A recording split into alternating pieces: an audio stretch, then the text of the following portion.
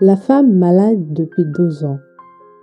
Il y avait une femme qui souffrait d'une maladie depuis 12 longues années. Elle perdait du sang continuellement et avait consulté de nombreux médecins.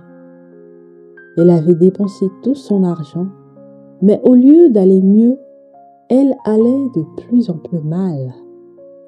Dans la société de l'époque, ce type de maladie la rendait impure. Elle était isolée, rejetée et invisible. Mais un jour, elle avait entendu parler de Jésus-Christ, celui qui guérissait les malades et redonnait espoir. Et lorsqu'elle apprit que Jésus passait dans la foule, elle se dit en elle-même, « Si je peux seulement toucher son vêtement, je serai guérie. » Alors discrètement, elle s'approcha derrière lui au milieu de la foule et toucha le bord de son manteau. Aussitôt, elle sentit une force nouvelle et au même instant, la perte de sang s'arrêta. Et Jésus dit, « Qui m'a touché ?»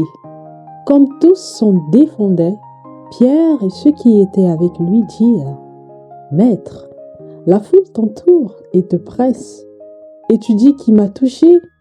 Mais Jésus répondit, « Quelqu'un m'a touché, car j'ai connu qu'une force était sortie de moi. » La femme, se voyant découverte, vint toute tremblante se jeter à ses pieds et déclara devant tout le peuple pourquoi elle l'avait touché et comment elle avait été guérie à l'instant. Et Jésus lui dit, « Ma fille, ta foi t'a sauvée, va en paix. » Bien-aimés, à travers cette histoire, nous pouvons voir la puissance de la foi, l'amour et l'attention de Jésus-Christ pour ce que le monde ignore, la restauration totale de cette femme, car elle n'a pas seulement été guérie dans son corps, mais elle a également été reconnue, honorée et rétablie. En effet, cette femme, étant malade pendant 12 ans, a été guérie rien qu'en touchant le bord du manteau de Jésus-Christ. Cela veut dire que tout est possible. Tout est possible à celui qui croit. Il suffit de croire, d'avoir la foi en Jésus-Christ. Oui, celui qui sauve du péché. Si vous avez le péché dans votre cœur, si vous avez toujours la condamnation du péché, il suffit de croire au sacrifice de Jésus-Christ, de croire à ce qu'il a fait à la croix. Vous devez croire que Jésus-Christ a ôté votre péché, passé, présent et futur. Parce que le sang de Jésus-Christ est capable de nous purifier de tout péché. Le sang de Jésus-Christ n'est pas comparable au sang des boucs qui ne pouvaient pas nous purifier de tous nos péchés. Le sang de Jésus-Christ est parfait, capable de nous purifier de tous nos péchés éternellement, d'où la rédemption éternelle.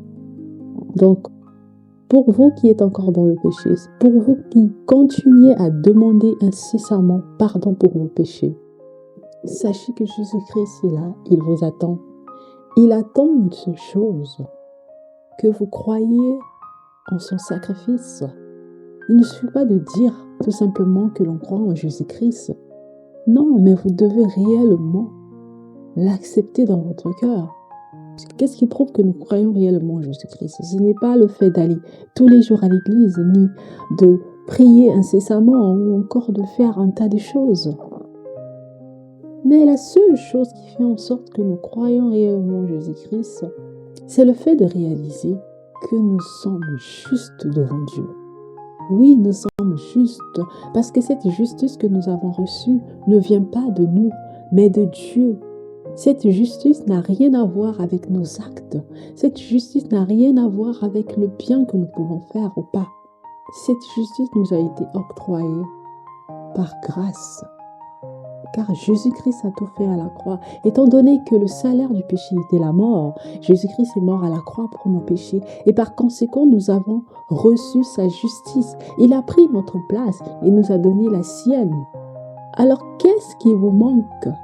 Pourquoi ne pas croire que Jésus-Christ vous a rendu juste, pur, parfait, saint? Il n'y a plus de condamnation pour ceux qui sont en Jésus-Christ. Recevez le sacrifice de Jésus-Christ véritablement dans vos vies, car sa parole est véritable. Sa parole est lumière. Sa parole est conviction. Sa parole est soutien. Sa parole est bonheur. Sa parole est fidèle.